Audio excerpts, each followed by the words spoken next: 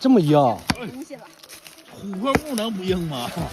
这一块是吗？这个是，你看啊，看是不是琥珀木？哎呀，油还挺足了。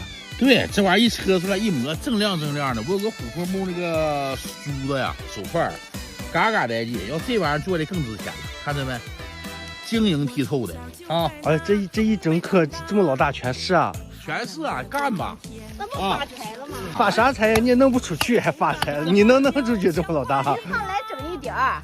哪天带个油锯，带油锯咱一把来嘎一轱辘扛出去，一把嘎一轱辘扛出去，几天不就扛没了吗？这么大丁干掉，是小唐？看，这个都老掉皮了，这个老到皮了哈，古董级别的树，看着没？风化老的都有点不敢认了，这玩意儿。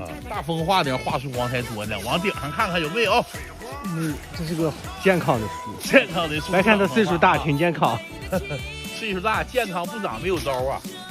老粗了，这个油也挺好，这油也相当带劲了，看着没？啊，这里面挺多呀，全是啊。哪天不行，沈奶来，这里头要不要我也拉一回？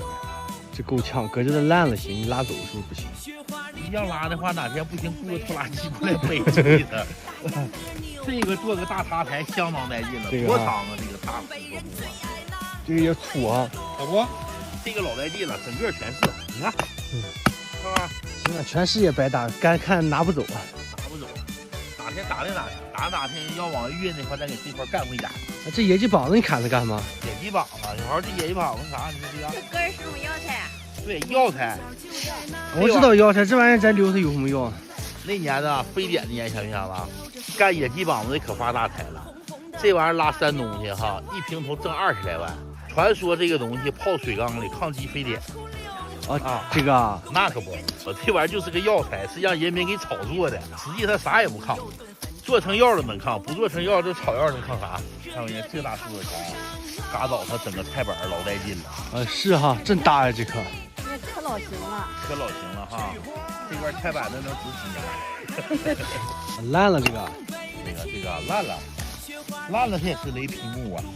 这家伙给烧的，你看这就剩这一点了，雷咵一劈4分5裂的，烧了就剩这一点，老多年了。这还是个琥珀木的雷劈木呢，这玩意儿可行啊！这玩意儿一会儿扛回家去呗，要不粉丝天天要咋整啊？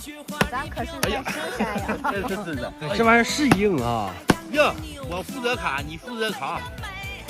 想要对想要的找小桃去吧啊！找你呀，没小桃。找我，我就是山里兄妹小桃。